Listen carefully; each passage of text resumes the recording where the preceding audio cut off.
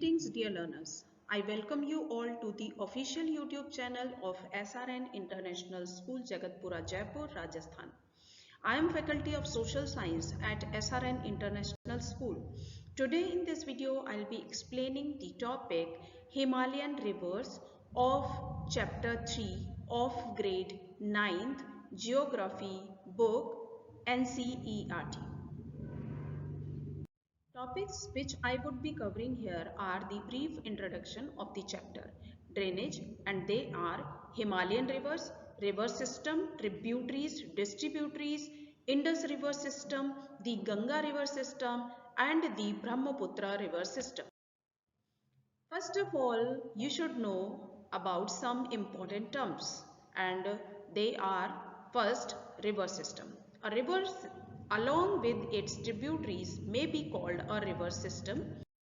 Second important term is tributaries, a river or a stream flowing into a large river or lake. Example of tributaries are Ghagra, Gandak, Kosi, and they are tributaries of Ganga river. And Kopili is the tributary of Brahmaputra river. Third important term which I would be discussing here, that is distributaries. A branch of a river that does not return to the main stream after leaving it, as in delta. And here I'll quote one example of distributary, Jamuna river and Padma river of Brahmaputra, Hooghly river in West Bengal, and Padma. Now I'll explain you the Indus river system. The river Indus rises in Tibet near Lake Mansarovar, flowing west. It enters India in the Ladakh district of Jammu and Kashmir. It forms a picturesque gorge in this part. Several tributaries, the Jaskar, the Nubra, the Shok, and the Hunja, join it in the Kashmir region. The Indus flows through Baltistan and Gilgit and emerges from the mountains at Atok. The Satluj, the Byas, the Ravi, the Chenab, and the Jhelum join together to enter the Indus near Mithankot in Pakistan. Beyond this, the Indus flows southwards, eventually reaching the Arabian Sea. East of Karachi, the Indus plain has a very gentle slope. With a total length of 2900 km, the Indus is one of the longest rivers of the world.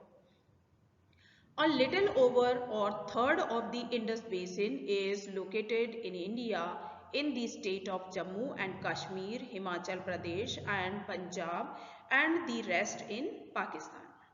According to the regulations of the Indus Water Treaty 1960, India can use only 20% of total water carried by the industrial system.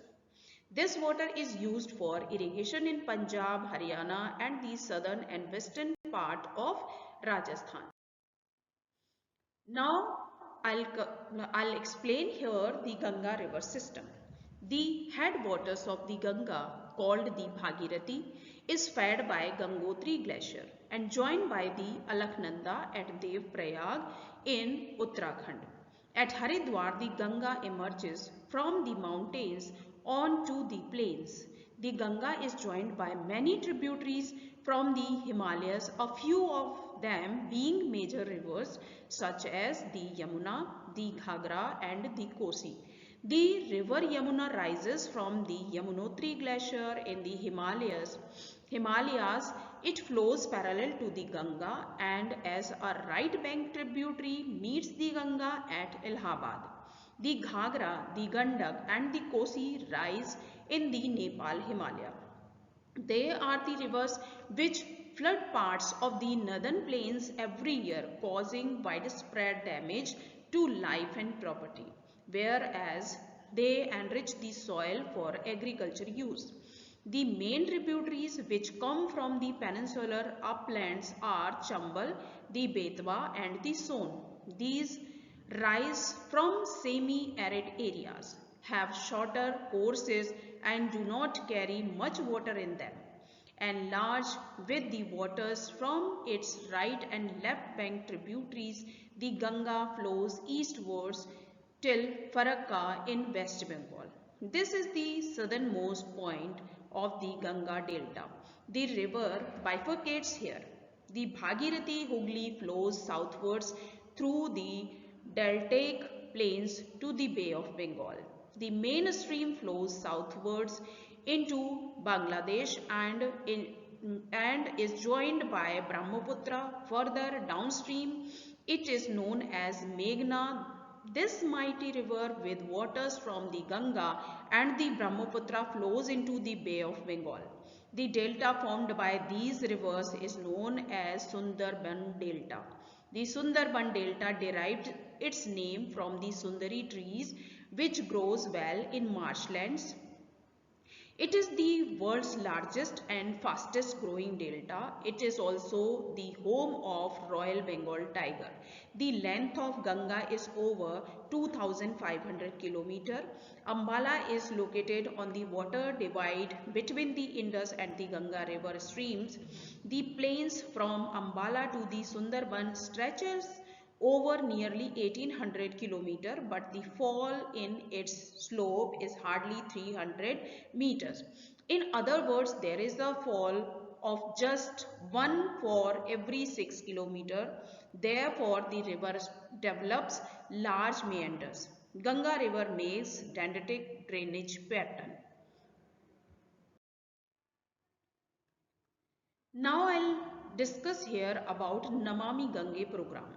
Program is an integrated conservation mission approved as of flagship program by the Union government in June 2014 to accomplish the twin objectives of effective abatement of pollution conservation and rejuvenation of the national river Ganga.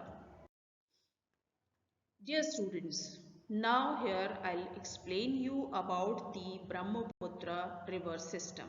The Brahmaputra rises in Tibet east of Mansarovar Lake, very close to the sources of the Indus and the Satluj. It is slightly longer than the Indus and most of its courses lies outside India. It flows eastwards parallel to the Himalayas, reaching the Namcha Barwa. It takes a U-turn and enters India in Arunachal Pradesh through a gorge. Here it is called the Dihang and it is joined by Dibang, the Lohit and many other tributaries to form the Brahmaputra in Assam. In Tibet, the river carries a smaller volume of water and less silt as it is cold and dry area. In India, it passes through a region of high rainfall. Here the length in Assam and forms many riverine islands. Majuli is the largest riverine island formed by Brahmaputra. Every year during the rainy season, the river overflows its bank, causing widespread devastation due to floods in Assam and Bangladesh. Unlike other North Indian rivers, the Brahmaputra is marked by huge deposits of silt on its bed, causing the riverbed to rise. The river also shifts its channel frequently. Here I will end up with my topic. If you like the video, kindly do like, share and subscribe our channel. Have a great day. Thank you all.